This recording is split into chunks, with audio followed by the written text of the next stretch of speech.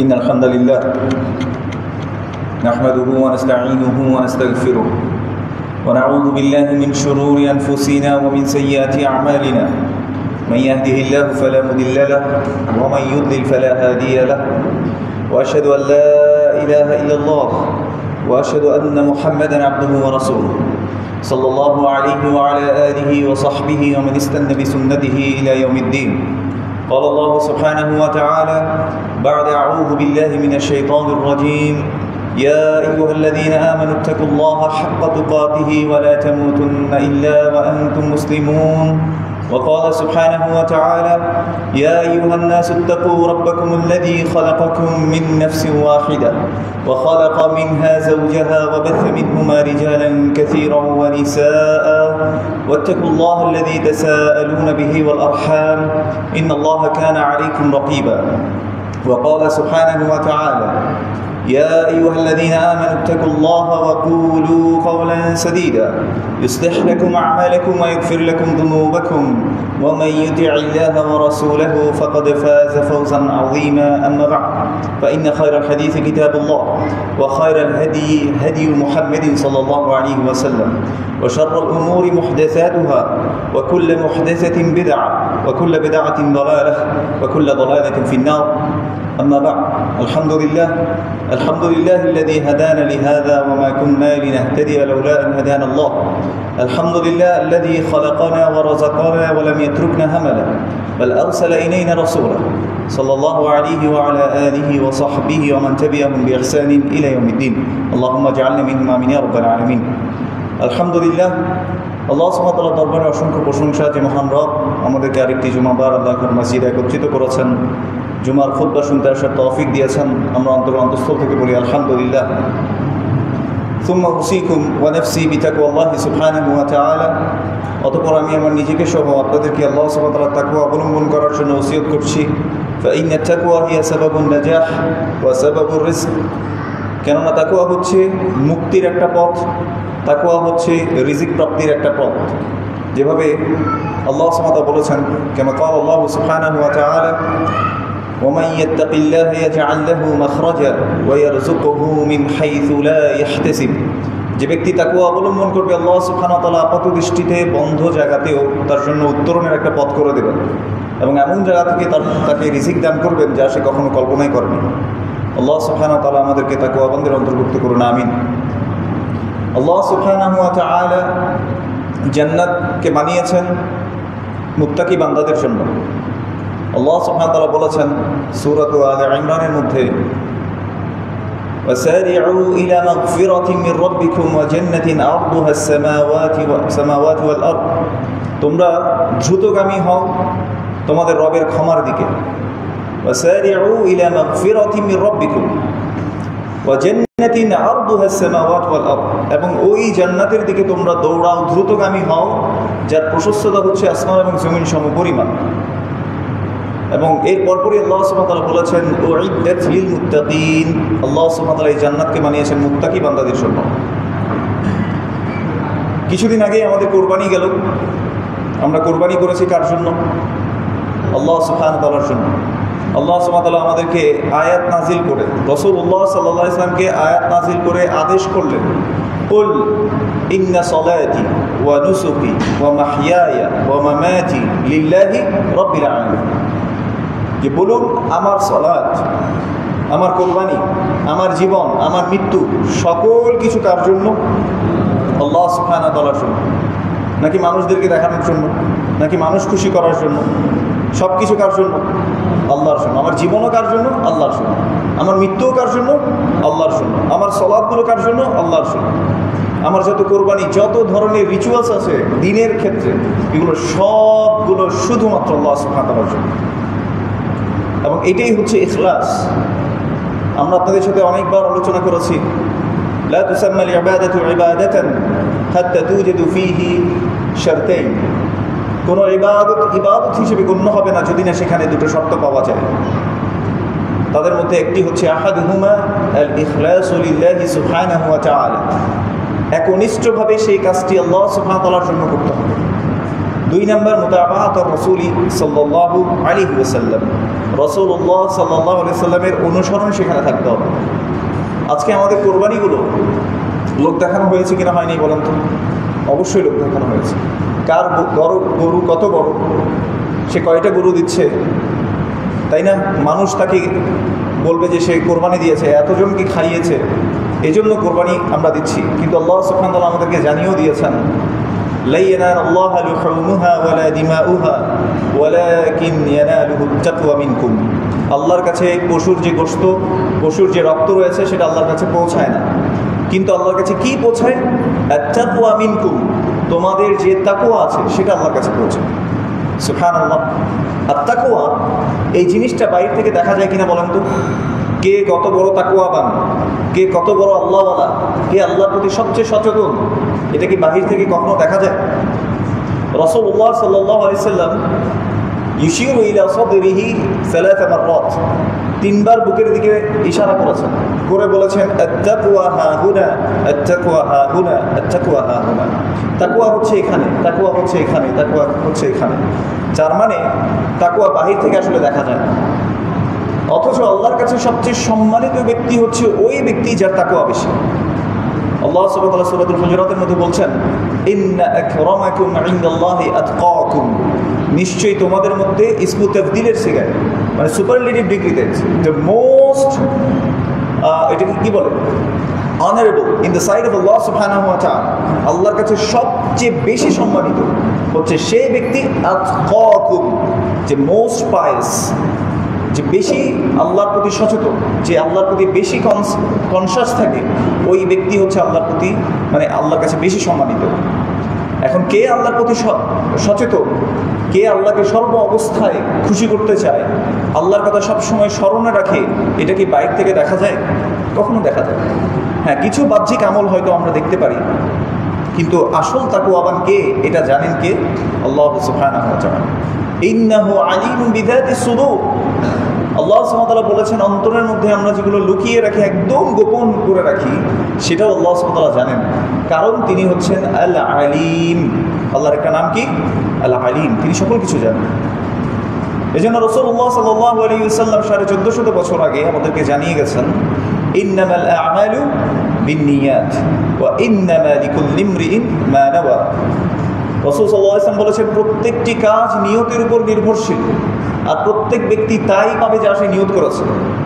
আমার যদি নিয়ত হয় আল্লাহকে খুশি করার জন্য কোরবানিটা দিচ্ছি, কিন্তু মানুষও একটু আমাকে বলবে যে আমার গরুটা সুন্দর হয়েছে, আবার কোরবানি দিচ্ছি আমি এই জন্য দিচ্ছি যে অমুক কিনেছে 1 লাখ টাকার গরু, আমাকে অবশ্যই 1.5 লাখ টাকার গরু কিনতে হবে, কারণ তার থেকে আমার একটু বড় থাকতে হবে।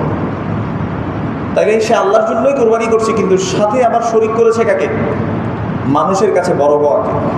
লিহাযা ক্বালা আলাইহিস সালাতু ওয়াস সালাম, এজন্য রাসূলুল্লাহ সাল্লাল্লাহু আলাইহি ওয়াসাল্লাম বলেছেন, আখওয়াফু মা আখাফু আলাইকুম, আমি তোমাদেরকে তোমাদের ব্যাপারে যে সবচেয়ে বেশি যে জিনিসটার ভয় করি, মিন মাসিহিদ দাজ্জাল, মাসিহিদ দাজ্জাল থেকেও আমি যে বিষয় তোমাদের ব্যাপারে সবচেয়ে বেশি ভয় করি সেটি হচ্ছে আশ-শিরকুল খাফি, সেটা হচ্ছে ছোট শিরক। ইলা ইয়া রাসূলুল্লাহ ওয়া মা শিরকুল খাফি, সাহাবারা জিজ্ঞেস করলেন, ইয়া রাসূলুল্লাহ শিরকুল খাফি, গোপন শিরক এটা কি জিনিস? তখন রাসূল সাল্লাল্লাহু আলাইহি সাল্লাম বলেছেন, আর রিয়া, সেটি হচ্ছে লোক দেখানো। যে কোনো কথা এবং কাজ মানুষ যখন লোক দেখানোর জন্য করে সেটাকে বলা হয় আর রিয়া, আর এটা হচ্ছে ছোট শিরক। আর কারো মধ্যে যদি এই ছোট শিরকটাও থাকে, বলেন তো সে জান্নাতে যেতে পারবে কিনা বলেন তো? অন্য হাদিস থেকে এইভাবে আমরা বুঝতে পারি, রাসূলুল্লাহ সাল্লাল্লাহু আলাইহি ওয়াসাল্লাম বলেছেন, মান ইলতামাসা রিদা আল্লাহি বিসাখাতিন নাস কাফাহুল্লাহু মু'নাতান নাস, যে ব্যক্তি আল্লাহর সন্তুষ্টিকে বাছাই করে নিল, যদিও মানুষ তার উপর কি হয়? অসন্তুষ্ট হয়। মানুষের রাগকে সে বাছাই করে নিয়েছে আল্লাহর সন্তুষ্টির জন্য। কেউ যদি এরকম হয়ে থাকে, কাফাহুল্লাহু মু'নাতান নাস, আল্লাহ সুবহানাহু ওয়া তাআলা ওই ব্যক্তির জন্য যথেষ্ট হবে তার নিরাপত্তার জন্য, যারাই তার বিরোধিতা করুক না কেন, যারাই তাকে ভৎসনা করুক না কেন, তাদের বিরুদ্ধে কে যথেষ্ট হয়ে যাবে? আল্লাহ। কেউ যদি আল্লাহর সন্তুষ্টিকে বাছাই করে নেয়, যদিও মানুষ তার উপর অসন্তুষ্ট। পক্ষান্তরে মান ইলতামাসা রিদা আন-নাসি বিসাখাতিল্লাহ, কেউ যদি মানুষের সন্তুষ্টিকে প্রাধান্য দেয়, আল্লাহকে নারাজ করাকে বাছাই করে নেয়, আল্লাহ সুবহানাহু ওয়া তাআলা কি করবেন? ওয়াকালাহুল্লাহু ইলান নাস, তাকে আল্লাহ সুবহানাহু ওয়া তাআলা মানুষের কাছে ছেড়ে দেবেন। মানুষ আমাকে না পারবে জান্নাত দিতে, মানুষ আমাকে না পারবে জাহান্নাম থেকে হেফাজত করতে, মানুষ না যাবে আমার সাথে কবর পর্যন্ত। অথচ আমরা মানুষের কি বলবে, মানুষ আমাদেরকে কিভাবে বিচার করছে, সেই জিনিসটা নিয়ে বেশি কনসার্ন থাকি, ইনস্টেড অফ মানে having that concern that what Allah Subhanahu wa Ta'ala is thinking about us. Allah আমাদেরকে কি চিন্তা করছেন আমাদেরকে নিয়ে, আল্লাহর কাছে আমি কেমন হচ্ছি, সেটাকে বাদ দিয়ে আমরা মানুষকে কি করতে চাই? খুশি করতে চাই, মানুষের কাছে বড় হতে চাই। আল্লাহ আমাদেরকে বোঝার তৌফিক দান করুন। এই জন্য মনে রাখবেন, এই দুনিয়ার জীবন এটা খুব সামান্য, এটা এতটাই সামান্য। আল্লাহ সুবহানাহু ওয়া তাআলা বলেছেন, ই'লামু আন্নামাল হায়াতুদ দুনিয়া লা'iবুন ওয়া লাহু, জেনে রাখো দুনিয়ার জীবন হচ্ছে খেল তামাশা, এটা সামান্য সময়। আপনি যে কোনো এক্সাইটমেন্ট, যে কোনো হ্যাপিনেস আপনি যদি চান এটাকে কন্টিনিউ করার জন্য, আপনি কতক্ষণ করতে পারবেন? সামান্য। ওয়ালিহাযা ক্বালা আল্লাহু সুবহানাহু ওয়া তাআলা, এই জন্য আল্লাহ সুবহানাহু ওয়া তাআলা বলেছেন, কুল মাতাউদ দুনিয়া কালিল, জেনে রাখো দুনিয়ার যে ভোগবস্তু রয়েছে সেটা খুব সামান্য। আমি একটা উদাহরণ অনেক সময় দিই আপনাদেরকে। ধরুন এখন অনেক গরম পড়ছে না, গরমে অনেকের অভ্যাস আছে সে আইসক্রিম খায়।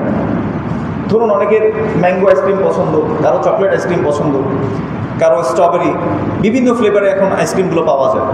আপনি আপনার পছন্দের আইসক্রিমটা যদি আপনার সামনে নিয়ে আসেন, আপনি কতক্ষণ সেটা খেতে পারবেন বলেন তো?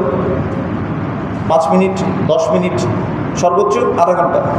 এরপর ওই মজাটা আপনি আর চাইলেও কি করতে পারছেন না, চাইলেও উপভোগ করতে পারছেন না। তো আল্লাহ সুবহানাহু ওয়া তাআলা এটাই বলছেন, কুল মাতাউদ দুনিয়া কালিল, দুনিয়ার যে ভোগ্য বস্তু আছে, আমরা যেগুলোকে ভোগ করে থাকি এই দুনিয়ার জীবনে, সেটা খুব সামান্য। আর ওয়াল আখিরাতু খায়রু ওয়া আবকা, আল্লাহ সুবহানাহু ওয়া তাআলা বলছেন যে আখিরাতের যে ভোগ্য বস্তু আছে, খায়র এটা উত্তম, ওয়া আবকা এটা চলমান থাকবে, বাকি থাকে যাবে। অথচ দুনিয়াটা শেষ। আল্লাহ সুবহানাহু ওয়া তাআলা আমাদেরকে বোঝার তৌফিক দান করুন। কিন্তু এই দুনিয়া আমরা বড় করে দেখি, অ্যাজ ইফ আমরা কখনোই মৃত্যুবরণ করবো না। অ্যাজ ইফ মানে আমাদের অবস্থা হচ্ছে এমন যে যেন আমি কখনো আল্লাহর সামনে দাঁড়াবোই না। আমাদের অবস্থাটা হচ্ছে এখন এইরকম। আল্লাহ আমাদেরকে বোঝার তৌফিক দান করুন।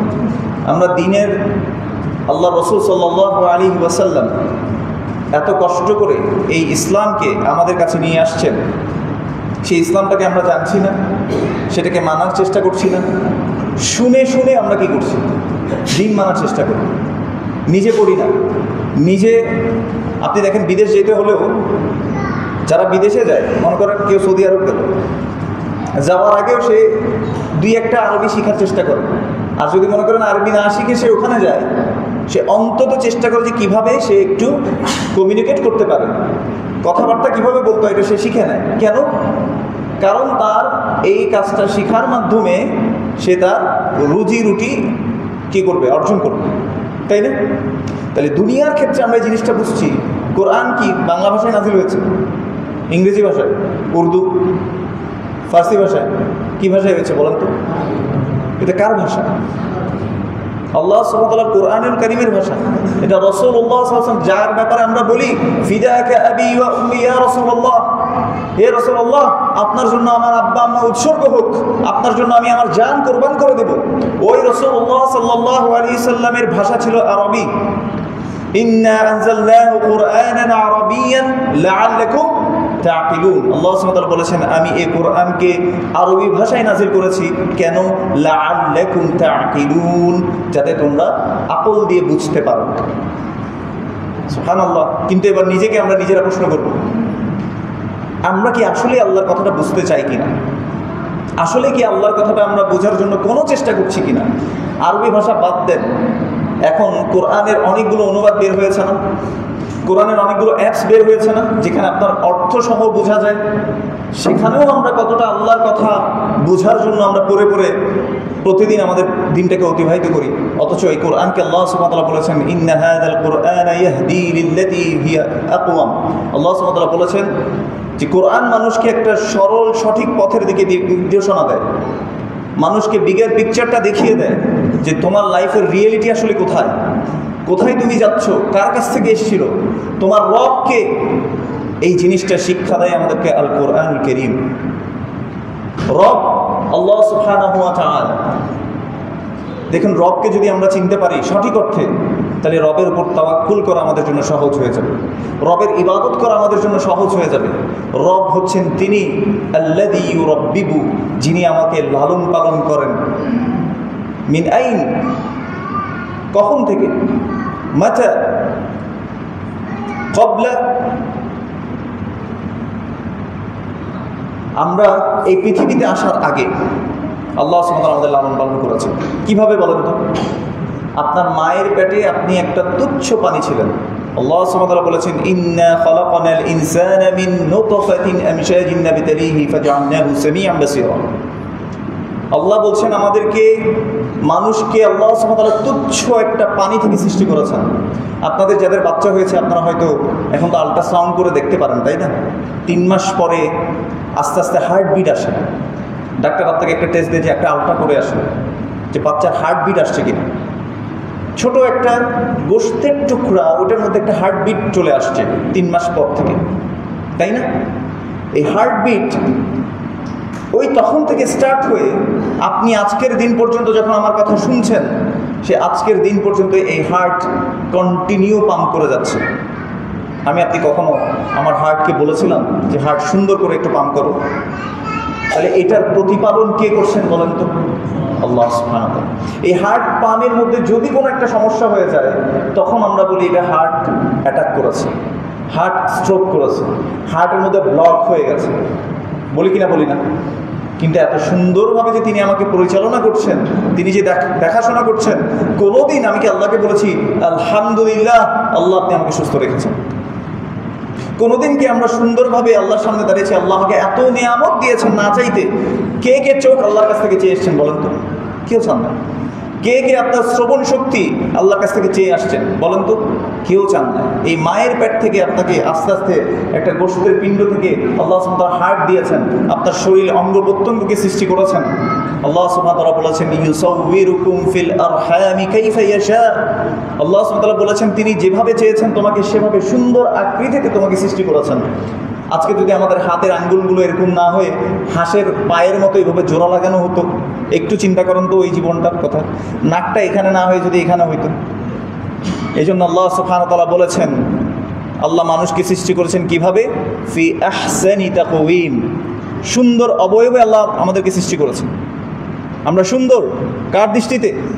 আল্লাহ সুবহানাহু ওয়া তাআলার দৃষ্টিতে। এই জন্য মনে রাখবেন, আল্লাহ এত সুন্দর অবয়বে, এত সুন্দর গঠনে আমাদেরকে সৃষ্টি করেছেন, কিন্তু আমার আপনার অবস্থাটা কি বলেন তো? আমরা কি আসলেই শুকরিয়া গুজারকারী কিনা? আল্লাহ সুবহানাহু ওয়া তাআলা এই জন্য বলেছেন ওয়াজআলা লাকুমুস সামআ ওয়াল আবসারা ওয়াল আফইদা, আমি তোমাদেরকে দিয়েছি ওয়াজআলা লাকুমুস সামআ, তোমাদের শ্রবণ শক্তি আমি তোমাদেরকে দিয়েছি, ওয়াল আবসার, তোমাদেরকে আমি দৃষ্টিশক্তি দিয়েছি, ওয়াল আফইদা, এবং তোমাদেরকে বোধ শক্তি দিয়েছি। বোধ শক্তি মানে কি? Understanding ability. তার মানে আমি যে বোধগম্যতা, কিছু বুঝতে পারি, এই সক্ষমতা আমাকে কে দিয়েছেন? আল্লাহ। এই জন্য আমি প্রায় একটা কথা বলি, একটা পাগল আর আপনার মধ্যে তেমন একটা পার্থক্য নাই। পাগলেরও একটা হার্ট, আপনারও একটা হার্ট। পাগলেরও 2টা কিডনি, আপনারও 2টা কিডনি। পাগলের রক্তও লাল, আপনার রক্ত লাল। পাগলের হাতও 2টা, পাও 2টা, গঠন পুরোপুরি আপনার মতো। এক জায়গায় শুধু পার্থক্য, কোথায় বলেন তো? বুঝ শক্তিতে, আন্ডারস্ট্যান্ডিং এবিলিটি ওকে আল্লাহ দেন নাই, আপনাকে দিয়েছেন, আমাকে দিয়েছেন। তাহলে আমরা কি করছি? এই জন্য আল্লাহ সুবহানাহু ওয়া তাআলা এটা দেখিয়ে দিচ্ছেন চোখে আঙ্গুল দিয়ে, ওয়াজআলা লাকুমুস সামআ, আমি তোমাকে শ্রবণ শক্তিও দিয়েছি, ওয়াল আবসার, তোমাদেরকে আমি দৃষ্টি শক্তিও দিয়েছি, ওয়াল আফইদা, এবং তোমাদের যে অন্তঃকরণ শক্তি, আন্ডারস্ট্যান্ডিং এবিলিটি, বোধগম্যতা, কিছু বুঝতে পারার ক্ষমতা, এটাও তোমাদেরকে আমি দিয়েছি। এরপর কি বলেছেন? ক্বালিলাম মা তাশকুরুন, তোমাদের অল্পই শুকরিয়া আদায় করো।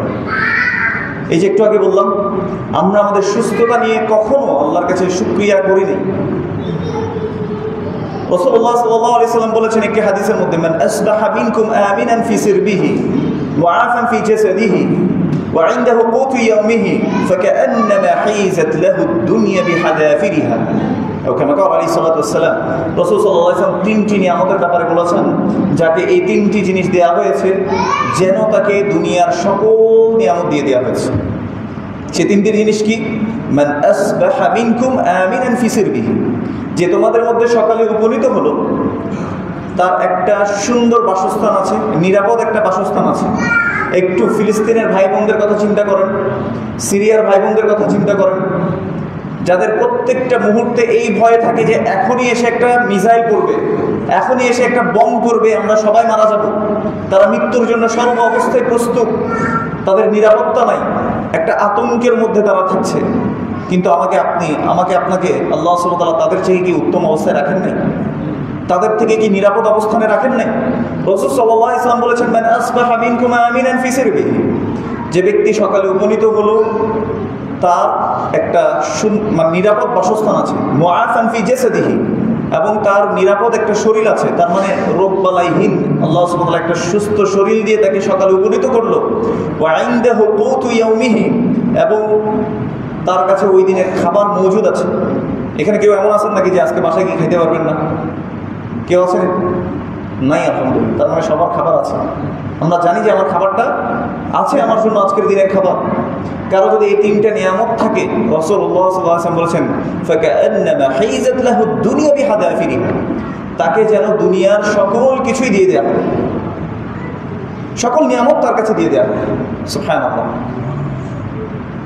এই জন্য মনে রাখবেন, আমার রব আল্লাহ, যিনি আমাকে লালন পালন করেন, যিনি আমার খালিক, আল্লাহু খালিকু কুল্লি শাই, আল্লাহ সকল কিছু সৃষ্টি করেছেন। যত কিছু আপনি দেখতে পান, আপনার চোখে যাই পড়ে, এটা সৃষ্টিকর্তাকে আল্লাহ সুবহানাহু ওয়া তাআলা। এখন আপনি বলতে পারেন এই বিল্ডিং তো আমি বানাইনি, এটা তো মিস্ত্রি বানাইছে, ইঞ্জিনিয়ার এসে প্ল্যান দিচ্ছেন না? এই মিস্ত্রি কিসে দিয়ে বানাইছে?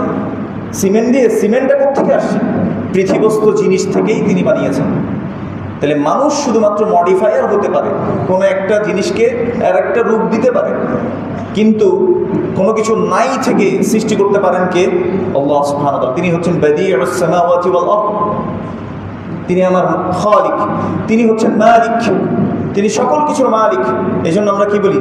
মালিক ইয়াউমিদ্দিন, বিচার দিবসের মালিক। তার মানে বিচার দিবসে কারো কোনো ক্ষমতা চলবে না, কারো কোনো সুপারিশ চলবে না, আল্লাহ সুবহানাহু ওয়া তাআলা যাকে সুপারিশ করার তৌফিক দিবেন সে ছাড়া। আর বাকিদের কোনো দাম সেখানে থাকবে না। আল্লাহ হবেন একমাত্র মালিক। তাহলে আল্লাহ সকল কিছুর মালিক।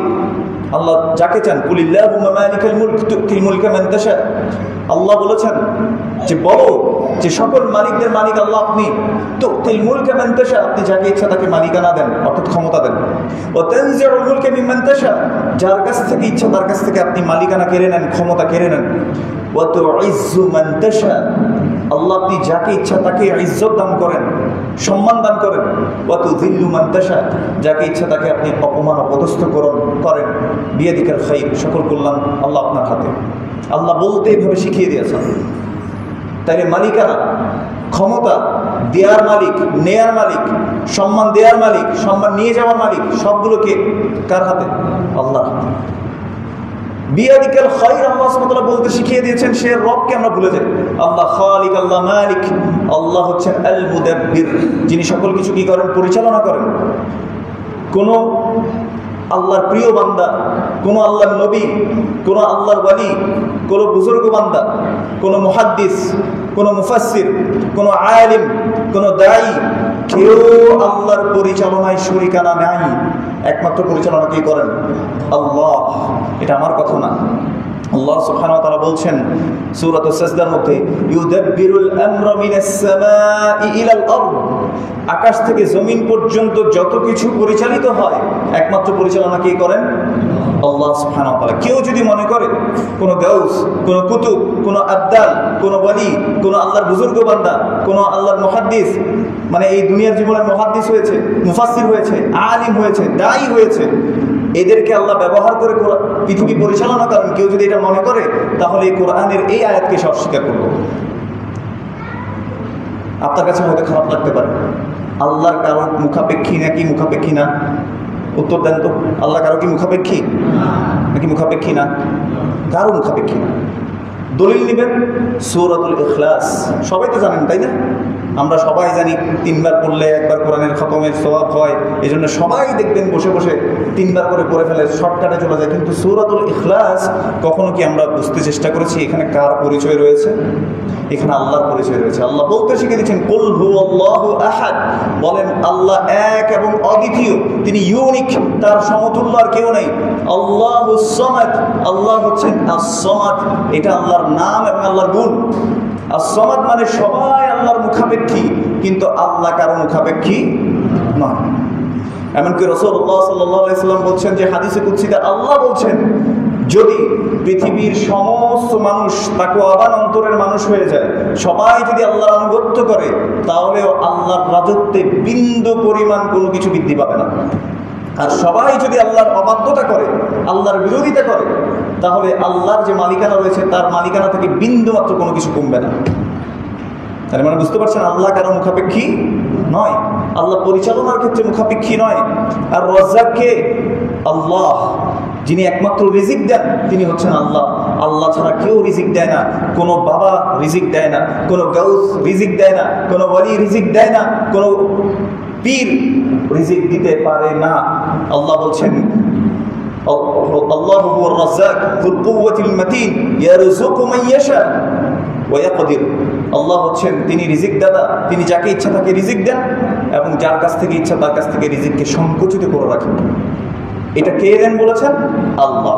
এখন আমি আল্লাহকে বাদ দিয়ে আমি যদি মনে করি যে অমুকের ওসিলায় যদি আমি একটু পাই, তাহলে একটু অমুকের কাছে যাই আমি, তাহলে সেই মনে করলো যে অমুক তাকে আল্লাহ পর্যন্ত পৌঁছে দেয়।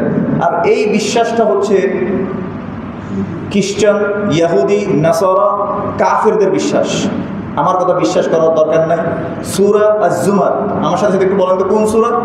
সূরা আজ-জুমার, একদম প্রথম দিকে পাবেন। তাদেরকে যখন জিজ্ঞেস করা হতো কেন তোমরা এদের ইবাদত করো, তারা মনে করতো যে আল্লাহ আছেন, তারা আল্লাহকে বিশ্বাস করতো। আল্লাহকে যে বিশ্বাস করতো এটার দলিল নেন সূরা ইউনুস আয়াত নাম্বার 31, মনে থাকবে? যদি মনে না থাকে রেকর্ডিং হচ্ছে, আপনি বাসায় গিয়ে একটু দেখে নেবেন। সূরা ইউনুসের মধ্যে আল্লাহ সুবহানাহু ওয়া তাআলা বলছেন তাদেরকে তুমি জিজ্ঞেস করো কুল মাইয়ারযুকুকুম মিনাস সামাই ওয়াল আরদ, আকাশ এবং জমিনে তোমাদেরকে কে রিজিক দেয়? আম্মা ইয়ামলিকুস সামআ ওয়াল আবসার, কে তোমাদের দৃষ্টি শক্তির শ্রবণ শক্তির মালিক? ওয়া মা ইউখরিজুল হাইয়্যা মিনাল মাইয়িতি ওয়া ইউখরিজুল মাইয়িতা মিনাল হাইয়্য, কে মৃত্যু থেকে জীবন দিতে পারে আর জীবিতকে কে মৃত্যু দিতে পারে তাদেরকে জিজ্ঞেস করো। ওয়া মা ইউদাব্বিরুল আমর, কে সকল কিছু পরিচালনা করেন তাদেরকে জিজ্ঞেস করো। এটা কে জিজ্ঞেস করতে শিখিয়ে দিচ্ছেন বলেন তো? আল্লাহ। আল্লাহ তারপর নিজেই বলছেন তারা অবশ্যই উত্তর দিবে সায়াকুলুন আল্লাহ, এগুলো সব কিছু করেন কে? আল্লাহ। রিজিক দেন কে? আল্লাহ। আমার শ্রবণ শক্তি দৃষ্টি শক্তির মালিক কে? আল্লাহ। এবং মৃত্যু থেকে জীবন এবং জীবন থেকে মৃত্যু দিতে পারেন কে? আল্লাহ। এবং সকল কিছু পরিচালনা করেন কে? আল্লাহ। এগুলো কাফের মুশরিকরাও বিশ্বাস করতো যে এগুলো আল্লাহ করেন, কিন্তু আজকের যুগের মুসলিমরা বিশ্বাস করে যে না না, মৃত্যুকে জীবন দিতে পারে কোনো আল্লাহর ওয়ালি।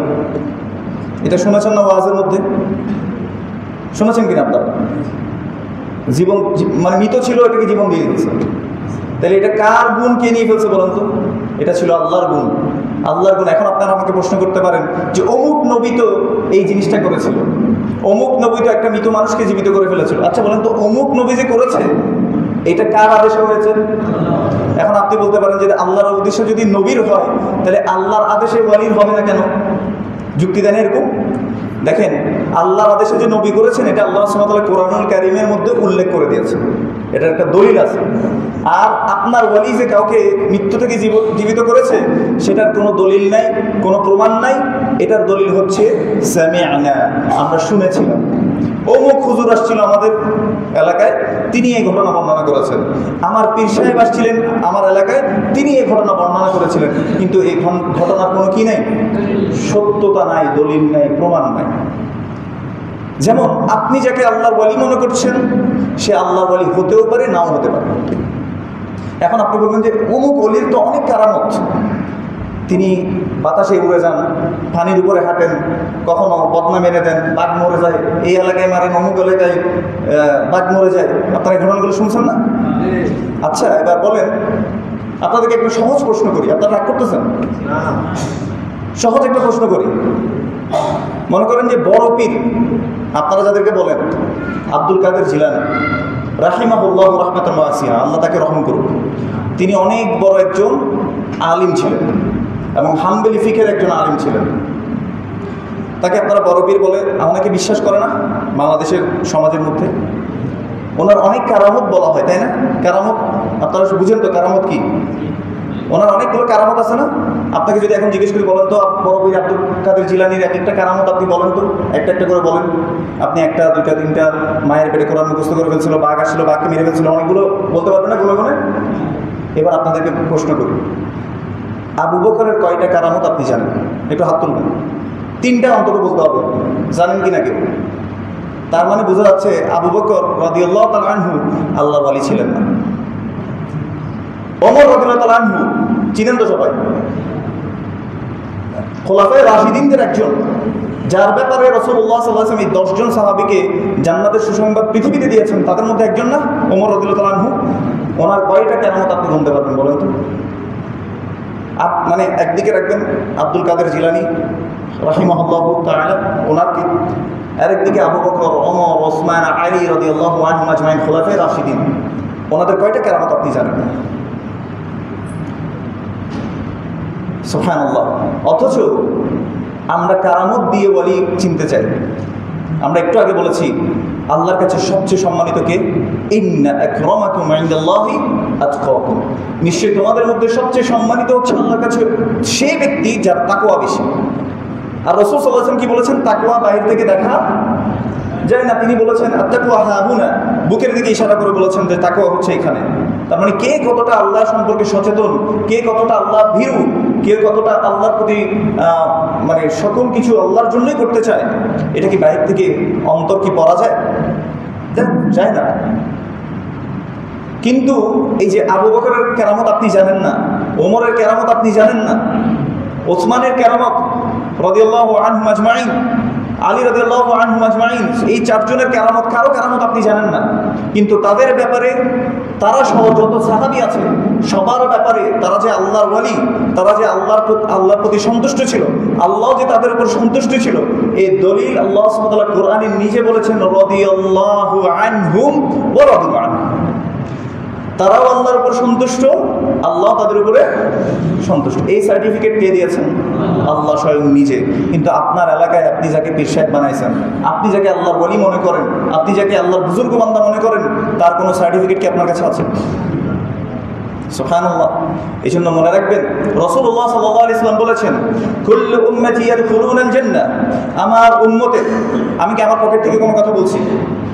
রাসূলুল্লাহ সাল্লাল্লাহু আলাইহি ওয়াসাল্লাম বলেছেন সহিহ বুখারীর হাদিস, কুল্লু উম্মতি ইয়াদখুলুনাল জান্নাহ, আমার উম্মার সকলেই জান্নাতে যাবে ইল্লা মান আবা, সে ছাড়া যে যেতে অস্বীকার করে। এখন আপনার কাছে মনে মাথায় আসতেছে না, কি রে জান্নাতে যেতে অস্বীকার করে? সাহাবারা অবাক হয়ে জিজ্ঞেস করলেন ইয়া রাসূলুল্লাহ মান ইয়াবা, কে আছে যে জান্নাতে যেতে অস্বীকার করবে? তখন রাসূলুল্লাহ সাল্লাল্লাহু আলাইহি ওয়াসাল্লাম বলেছেন মান আতাআনি দাখালাল জান্নাহ, যে ব্যক্তি আমার অনুকরণ করলো সেই মূলত জান্নাতে প্রবেশ করবে। ওয়া মান আসানি ফাকাদ আবা, আর যে ব্যক্তি আমার বিরুদ্ধাচরণ করবে, আমার পথের বিপরীত চলবে, সেই মূলত জান্নাতে যেতে অস্বীকৃতি জানাবে। এবার অপশন আপনার কাছে দুইটা, হয় আপনি রাসূলুল্লাহ সাল্লাল্লাহু আলাইহি ওয়াসাল্লাম যেটা যেভাবে করেছেন, যেটা যেভাবে বলেছেন সেভাবে আপনি বিশ্বাস করবেন, সেভাবেই আকীদা রাখবেন, সেভাবেই আমল করবেন, আপনি জান্নাতে যাবেন। অপশন 2, আপনার মানে বাপ দাদারা 14 গোষ্ঠী কি বলছে, আপনার বড় হুজুর কি বলছে, আপনার বুজুর্গে কি বলছে, আপনার এলাকার ইমাম সাহেব যতটুকু বলছে, এই দুটোর মধ্যে আপনি মনে করতেছেন যে এটাই যথেষ্ট, আর আমার কোনো কিছু জানা লাগবে না, বোঝা লাগবে না, আমাদের বাপ দাদা 14 গোষ্ঠী এভাবে করে আসছে, আমরা এভাবেই করবো, এটাই দিন। তাহলে এটা আপনার বিষয়। তাহলে আপনার মধ্যে আর ইহুদিদের মধ্যে আর কোনো পার্থক্য থাকলো না। আল্লাহ সুবহানাহু ওয়া তাআলা ইহুদিদের ব্যাপারে বলেছেন ওয়া ইযা ক্বিলা লাহুম ইত্তাবি'উ মা আনজালাল্লাহ ক্বালু বাল নাত্তাবি'ু মা আলফাইনা আলাইহি আবা'ানা আও লাউ কানা আবা'উহুম লা ইয়াকিলুনা শাইআন ওয়া লা ইয়াহতাদুন। আল্লাহ সুবহানাহু ওয়া তাআলা বলেছেন যখন এই কাফির মুশরিক ইহুদিদেরকে বলা হতো ইত্তাবি'উ মা আনজালাল্লাহ, আল্লাহ যা নাযিল করেছেন তারই অনুসরণ করো, তখন তারা বলতো যে মা আলফাইনা আলাইহি আবা'ানা, আমাদের বাপদাদা 14 গোষ্ঠীকে তো আমরা এই পথের উপর পাই নাই। আল্লাহ বলছেন আওয়ালাউ কানা আবাউহুম লা ইয়াকিলুনা শাইআন ওয়া লা ইয়াহতাদুন, যদিও তাদের বাপদাদা কোনো কিছু নাও বুঝে, তারা যদি হেদায়েতপ্রাপ্ত না হয়, তারা সেটারই অনুসরণ করে। এখন আপনি যদি ওইটা হতে চান, তাহলে আমার আপনার কাছে আসলে কিছু বলার নেই। আমরা একটা হাদিস দেখবো যেখানে রাসূলুল্লাহ সাল্লাল্লাহু আলাইহি সাল্লাম বলেছেন, ইবনে মাসউদ রাদিয়াল্লাহু আনহু বলছেন যে আমরা একদিন রাসূল সাল্লাল্লাহু আলাইহি ওয়াসাল্লামের সাথে ছিলাম।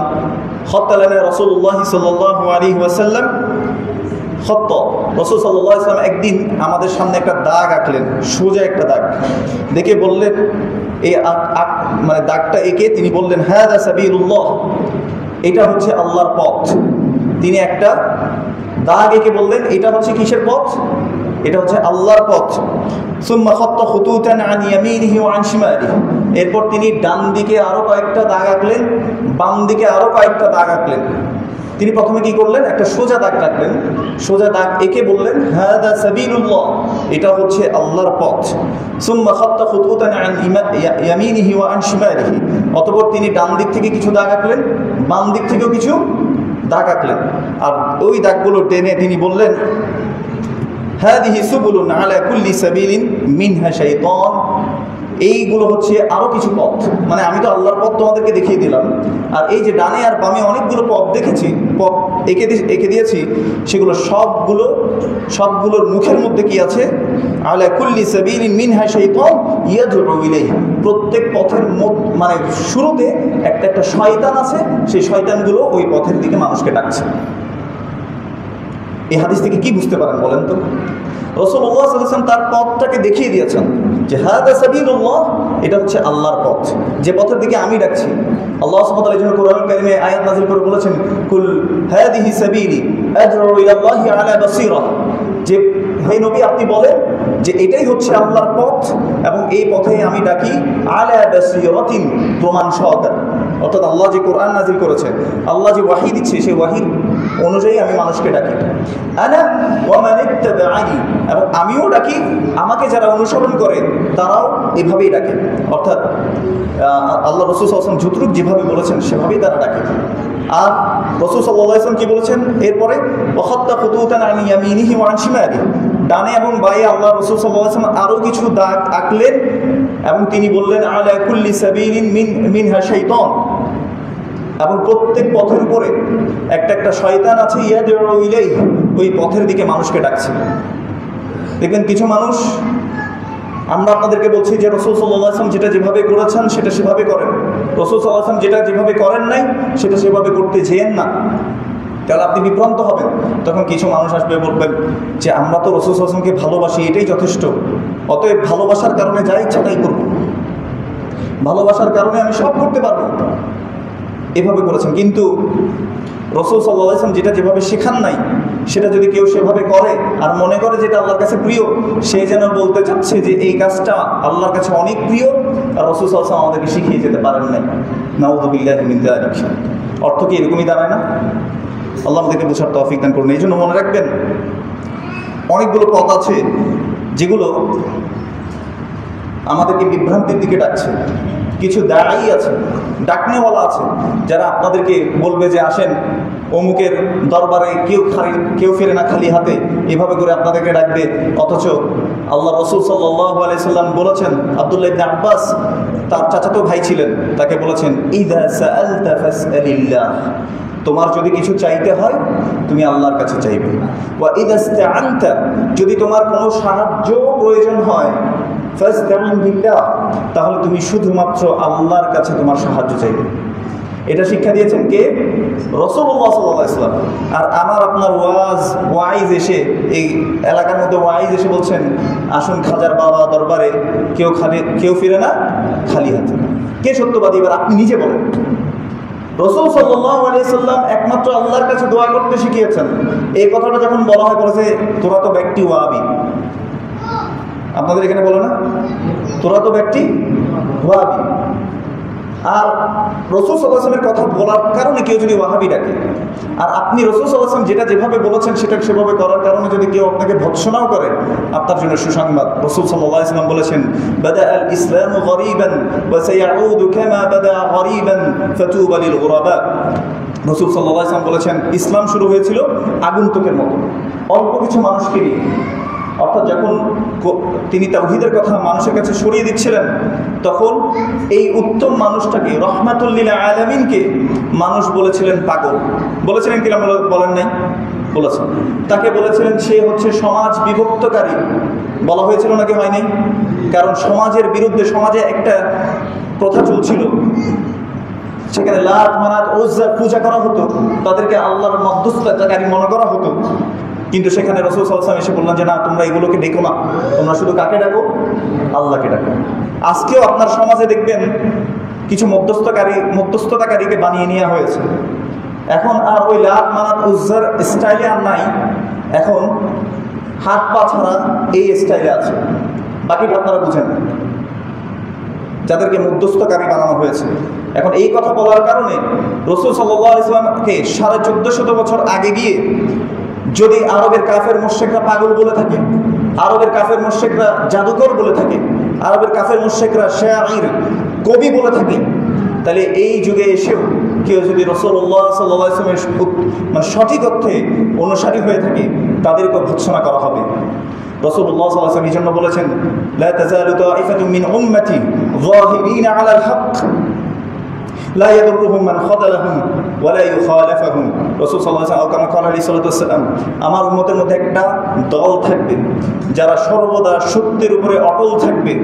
লা ইয়াদুরুহুম মান খাযালাহুম, তাদেরকে ভৎসনা করে কোনো ক্ষতি করতে পারবে না। ওয়া লা ইউখালিফুহুম, এবং যারা তাদেরকে বিরুদ্ধচারণকারী, এরা তাদের বিরোধিতা করে কোনো ক্ষতি তাদের করতে পারবে না। ওয়া হুম কাযালিক হাত্তা ইয়াতি আমরুল্লাহ। আর রাসূল সাল্লাল্লাহু আলাইহি ওয়াসাল্লাম বলেছেন তারা ওই সত্য পথের উপরে থাকবে যতক্ষণ না কিয়ামত তাদের উপর আসে। তার মানে তারা যতক্ষণ না মৃত্যুবরণ করছে ততক্ষণ পর্যন্ত এই সত্যের উপর তারা অটল থাকবে।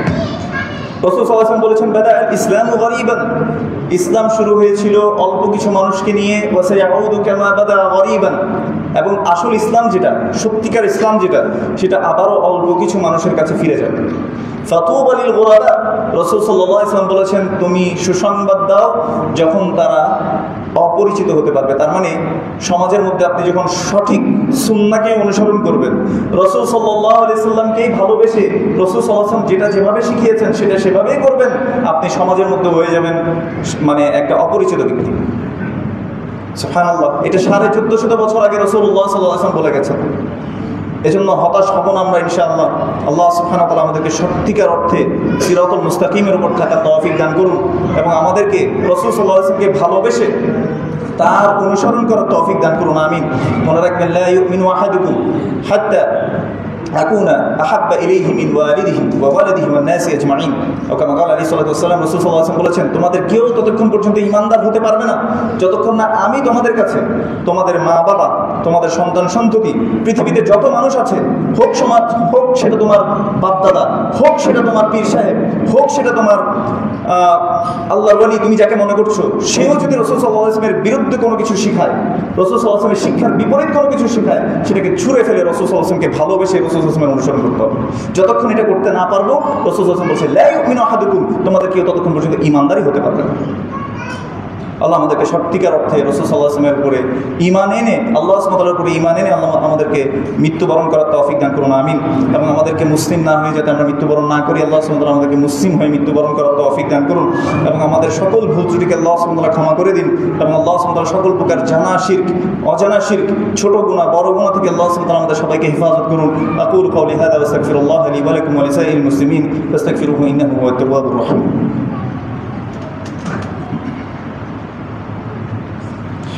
الحمد لله والصلاة والسلام على رسول الله وعلى آله وصحبه ومن تبعهم بإحسان إلى يوم الدين. قال الله سبحانه وتعالى: إن الله وملائكته يصلون على النبي يا أيها الذين آمنوا صلوا عليه وسلموا تسليما. اللهم صل على محمد وعلى آل محمد كما صليت على إبراهيم وعلى آل إبراهيم إنك حميد مجيد.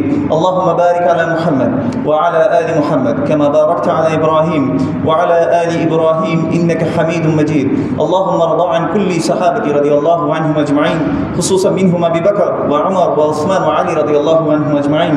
اللهم أعز الإسلام والمسلمين، اللهم أعز الإسلام والمسلمين، اللهم أعز الإسلام والمسلمين، اللهم اخذل الكفرة والمبتدعة والمشركين، اللهم انصر من نصر دينك ودين محمد صلى الله عليه وسلم واجعلنا منهم آمين يا رب العالمين. اللهم أرنا الحق حقا وارزقنا اتباعه، وأرنا الباطل باطلا وارزقنا اجتنابه. ربنا آتنا في الدنيا حسنة وفي الآخرة حسنة وقنا عذاب النار. ربنا لا تزغ قلوبنا بعد إذ هديتنا وهب لنا من لدنك رحمة إنك أنت الوهاب. اللهم انصر المسلمين في فلسطين، اللهم انصر المسلمين في فلسطين، اللهم انصر المجاهدين في فلسطين، اللهم انصر المسلمين في سوريا، اللهم انصر المسلمين في الهند، اللهم انصر المسلمين في بنغلاديش، اللهم انصر المسلمين في كل مكان. آمين يا رب العالمين. يا حي يا قيوم برحمتك نستغيث، أصلح لنا شأننا كله ولا تكلنا إلى أنفسنا طرفة عين. يا حي يا قيوم برحمتك نستغيث، أصلح لنا شأننا كله ولا تكلنا إلى أنفسنا طرفة عين. اللهم إنا نسألك الجنة الفردوس الأعلى، اللهم إنا نسألك الجنة الفردوس الأعلى، اللهم إنا نسألك الجنة الفردوس الأعلى. اللهم أجرنا من النار، اللهم أجرنا من النار، اللهم أجرنا من النار.